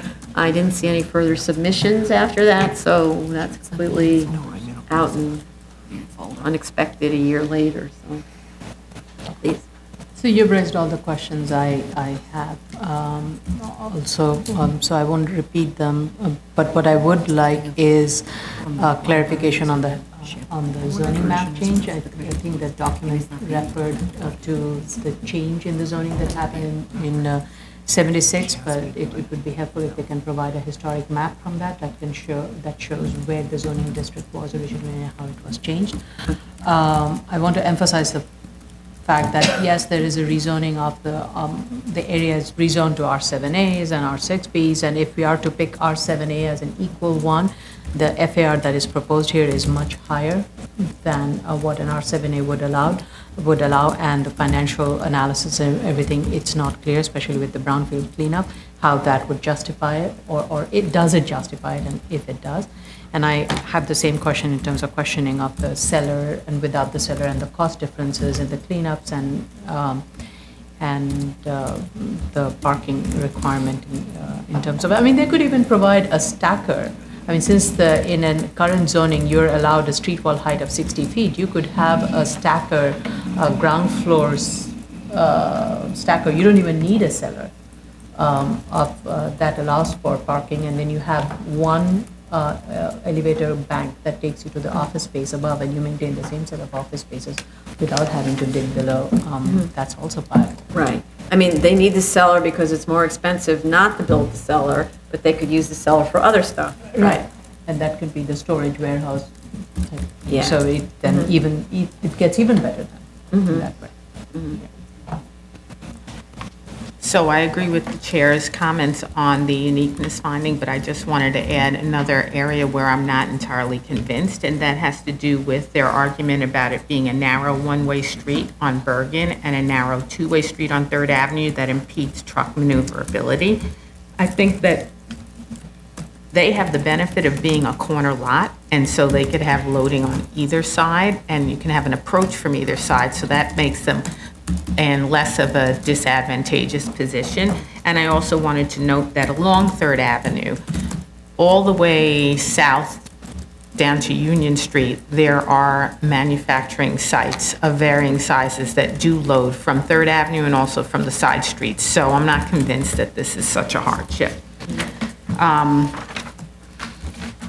I think, like the chair does, that the financials do really, in large part, hinge on the accuracy of the cleanup costs. And so until we get enough information so that we're comfortable with whatever number that's finally settled on, it's going to be hard to settle the financials, because it really is going to kind of fan out from that point. Still in all, I do have some questions.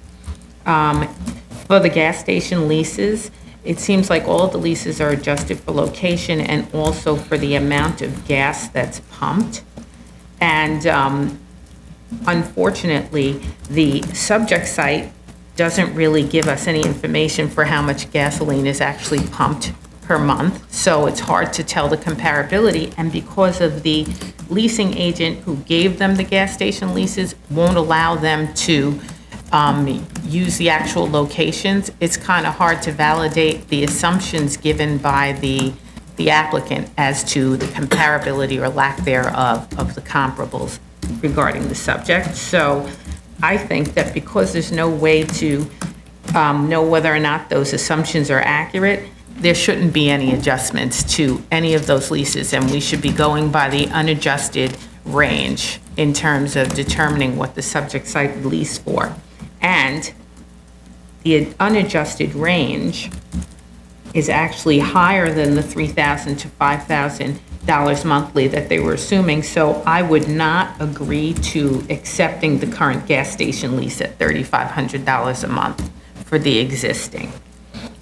The manufacturing rents are $15 a square foot, but one of those comparables is in horrific condition and actually has an average asking price of $7 a square foot, which is unheard of and certainly drags down the average price per square foot in the range. And so they really need to get rid of that comp, and let's see what that does to the average asking price of the manufacturing square feet. For the office leases, all of the spaces are inferior to the subject and not at all comparable. And comparable number 5 actually has the wrong picture. I know because I spend a lot of time a few blocks away from there, and I have never seen a high-scale office building in that site. So there's something going on there. For the apartment rents, the applicant's actually missing the outdoor space for apartment number 202, 601, 602, and 603. So the actual, I guess, pricing schedule doesn't have outdoor space for any of those, and so therefore doesn't differentiate the rents for those, taking into account the outdoor space. So that has to be reviewed. And then I have another question. You have 2 as-of-right scenarios that actually provide parking, and yet there's no consideration of whether or not this parking could be charged for. There's no parking income at all. Thank you for bringing that. I had a question on, because that was not analyzed. And I'm assuming that's a public parking. It is not just serving the office space. I'm sure it would be open to, Yeah. to the area.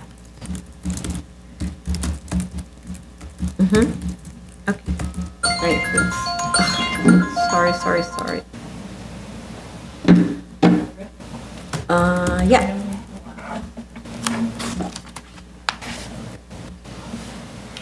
Okay, ready. Item number 2, 2016-4295 BZ, 774 East 24th Street, Brooklyn. Okay. We have proof of service of the initial application to officials and proof of notice of hearing to officials and neighbors. Community Board 14 recommends approval. The 1930 Sanborn map shows that the zoning lot has not changed, and the obstructions in the front and side yards date from that time period. We need proposed drawings, the proposed drawings revised to make clear what existing material is being retained so that we can establish the threshold issue, that we have an existing building left to enlarge. If I compare the sections between existing and proposed, none of the joists appear to remain at the same level, although the section indicates some first floor joists to remain, but the levels are changing, so I'm not sure what's going on. Again, architect must attend. The axonometric is very interesting, I thought, in that it reveals essentially one wall to remain and nothing else. 50% of the perimeter walls and 50% of the floor joists have to be retained at minimum.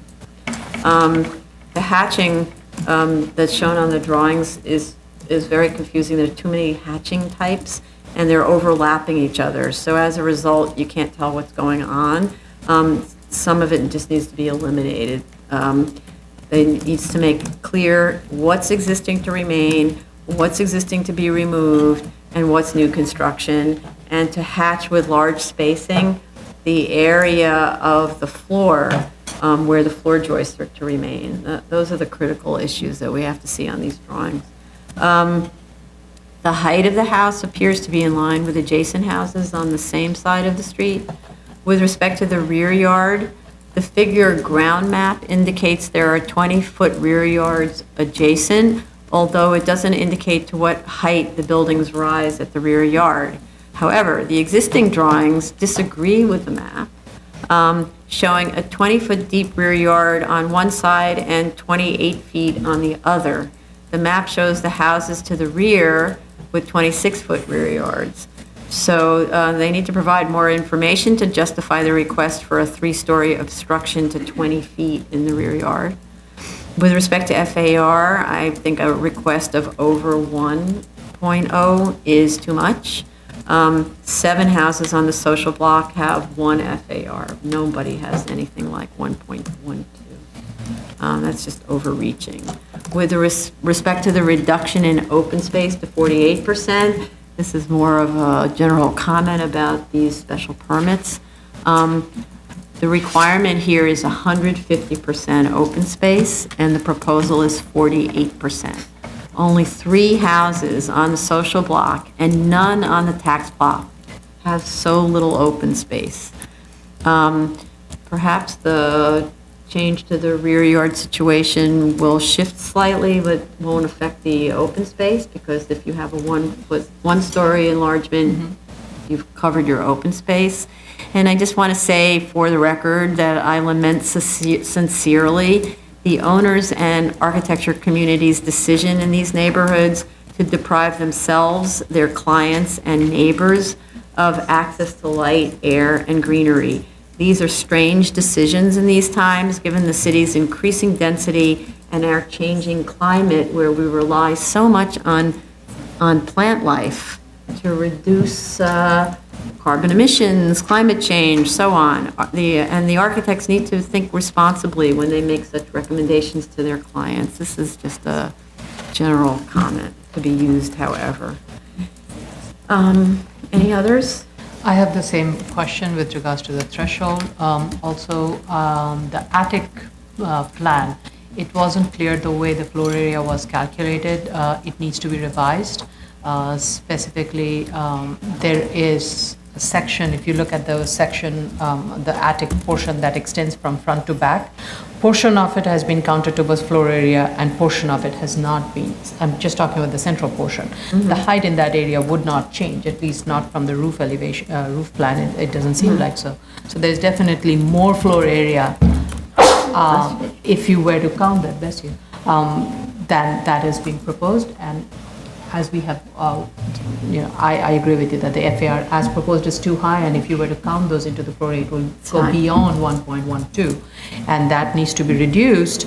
And I think your concern of a three-story intrusion into the 20-foot, that would also, should then get addressed by setting the building back even further from the front and the back.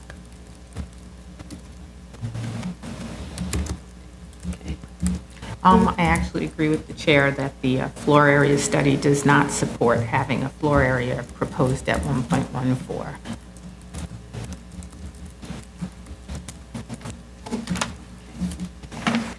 Thank you.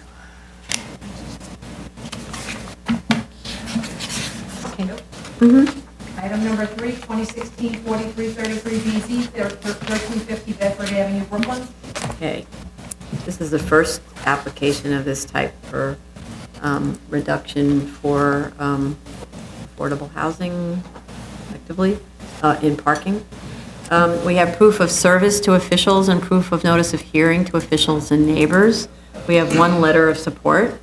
The applicant went through the initial threshold questions and findings, which are questions of fact. The site is in a transit zone, 2 blocks from the Long Island Railroad, 4 blocks from the SANC subway stations. The building to which the parking is accessory has a pre-2016 C of O. The building to which the parking is accessory contains a defined term, income restricted housing units, and has a contract with HUD to maintain these units until 2030. The applicant states it plans to renew the contract for another 20 years. Elimination of the parking will facilitate development of a new building with affordable housing. I note, though, that affordable housing, as described in the statement of facts, is a defined term in section 23-911, but is not a defined term in section 73-433.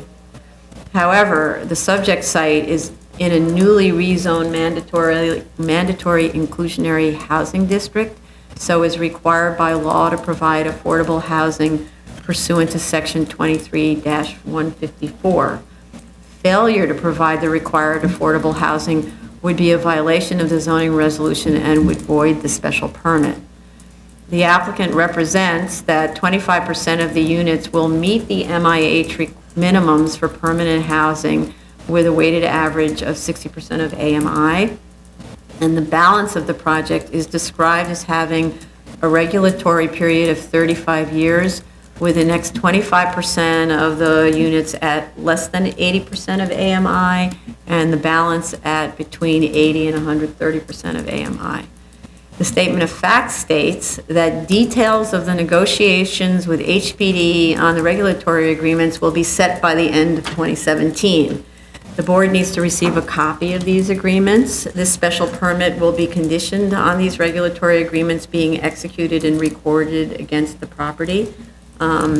So, no deal, no deal. The owner has conducted a survey of car ownership and received responses from nearly every tenant, which I thought was quite remarkable. There were like 2 tenants or something who didn't answer.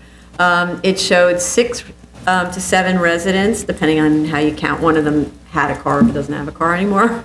6 to 7 residents out of 78 units own a car, and all but 4 park on the street, which I thought was interesting because I thought I don't know if the parking is free. Well, my understanding is they're parking on the street right now because of the local law. Right, but apparently it was the case before, that everyone was parking on the street, and then in May, they shut down the parking lot. It is free, so I didn't understand why they park on the street, but maybe there's just a lot of parking available on the street. I don't know. There is parking available.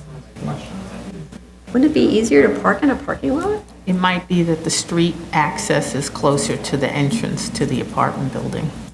Could be. There's no, right, okay. I just thought, you have a place that's your own to park, and, I mean, it's a whole 7 cars, so let's not get excited, but, with respect to the layout of the parking, the existing plans show that portions of the area that will be devoted to the new parking spaces and new building will eliminate the existing building, from the existing building, the outdoor garden and seating area. So I'd like to know what the proposal for outdoor seating recreation areas are for the tenants. Is there something proposed on the roof? And I'd like them to clarify the Pacific Street elevation with respect to the entry to the parking and the dumpsters. The plans are teeny, and they show these like little tiny archways underneath which the car's supposed to go, and to the right, there's these archways that apparently have dumpsters in them. I just didn't understand what's going on there and why you need these dumpsters. Like, yeah, what's happening? The elevations were so tiny, you couldn't really figure out what's going on. My general thinking about this, because this is a new special permit for us and the parameters are for us to now establish, is that the building to which the parking is accessory must remain income restricted for the life of the new building, or in the alternative, must provide the required parking upon the termination of the income restricted units, and that we need a restrictive declaration that would memorialize that and be recorded against the property. Because it can't be that it's a temporary deal and then you don't ever have parking. Does that sound reasonable? Yeah. I did, just going back, I did reach out to HPD, and, through email, they anticipated, When? December 2017. So, but when does that mean we would know what the terms of the deal are? December 2017. December. We wouldn't know it until, No, the agreements are not finalized until the day of the closing, and which would be in December. And to close the project, BSA approval is required, and they need the DOB permits in place. So basically, the concept is, at the time of closing, post-closing, the project should be ready to go, ready to start construction. So for that, it needs all the necessary approvals Okay. in place, BSA, DOB, everything in place, and up till the very last minute, every little element is being finalized. well, we don't and need tweaked. So the we every want little that, element. We don't need every little element. What we need is a commitment from HPD that the project is made up of the following things. I don't care how much it costs. I don't care how much they're funding. I don't care any of that stuff. I just care that it's a regulatory period of X. These are the terms, all that stuff. Otherwise, it's their say-so, and that's not good enough. So we are going to need to get something from HPD that gives us assurance. Otherwise, it's just talk.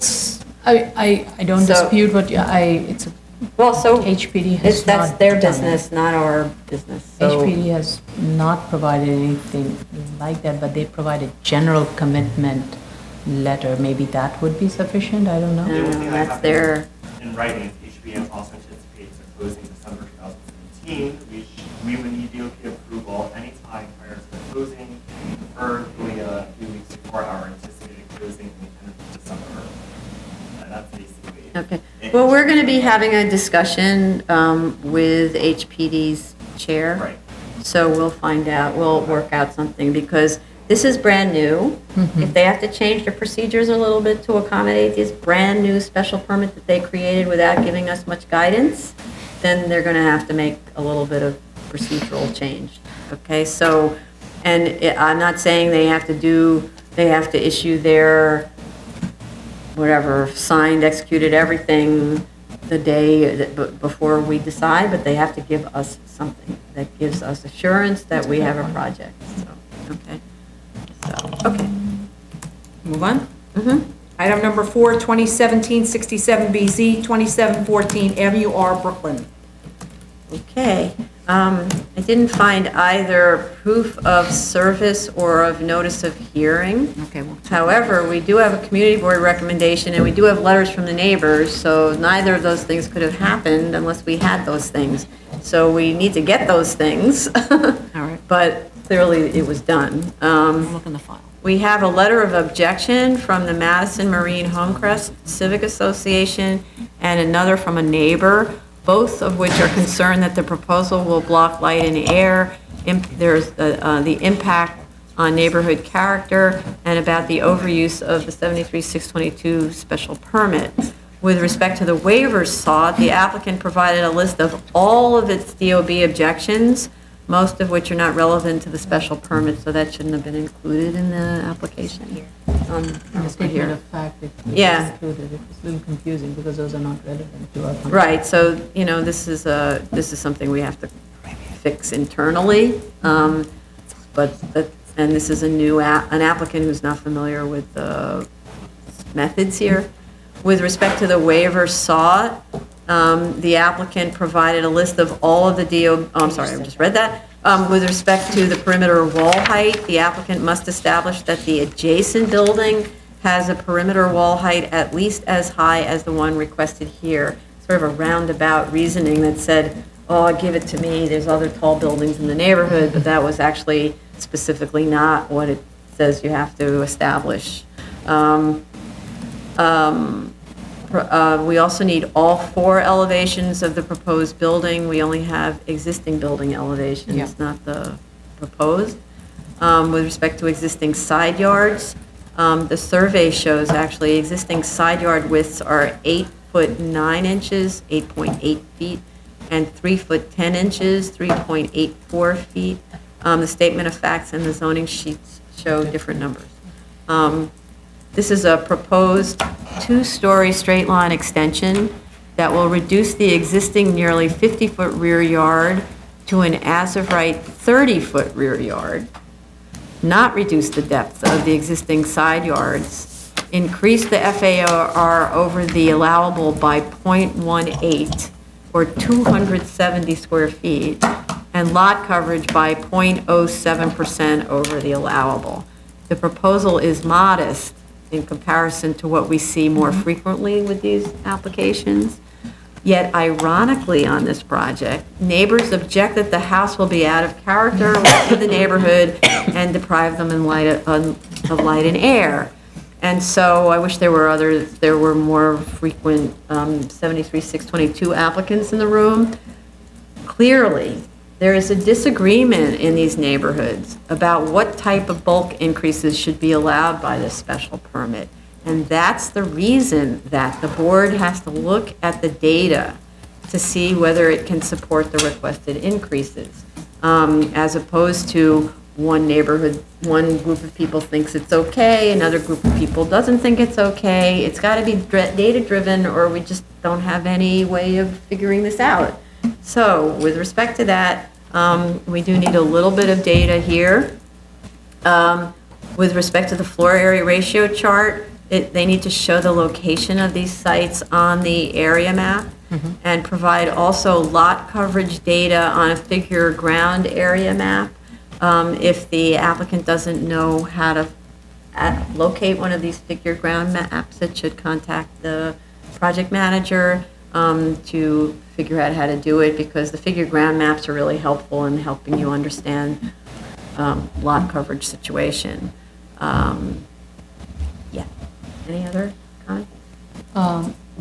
You touched upon one of the questions, the elevations and the sections for the proposed and the existing are not there, so we need to understand that, especially with regards to the height. The attic space in one of the, I mean, it's not clear what the attic space is going to provide. Will there be floor area added from that, and that also needs to be clarified. I had a question of I don't know if there is the threshold question of the retention of the existing. No, because it's a It's a straight line straight line. extension, and it's not touching the rest of the house. There's a little front wall on the Front wall second in the- floor, right. but otherwise, It's it's not. all the Okay. existing house. Okay. It's like a model citizen. Right. No, I think, that's why I was a little surprised to see the objection, and I think the FAR map will help us in identifying, because I think most of the buildings along that avenue have similar build form, and I think they probably are also over the 0.5 FAR. I think map will help us, the understanding that. They also just need to add a footnote that the planting required in the front yard will be in compliance with 23-451. They need to clarify the statement of facts and findings, page 3, because it says that they're not changing the perimeter wall. However, it says also that the perimeter wall is 22 feet 11 inches existing to be reduced to 22 feet 2 inches. Yes. Yeah, Yeah. right, oh, okay, yeah. Yeah.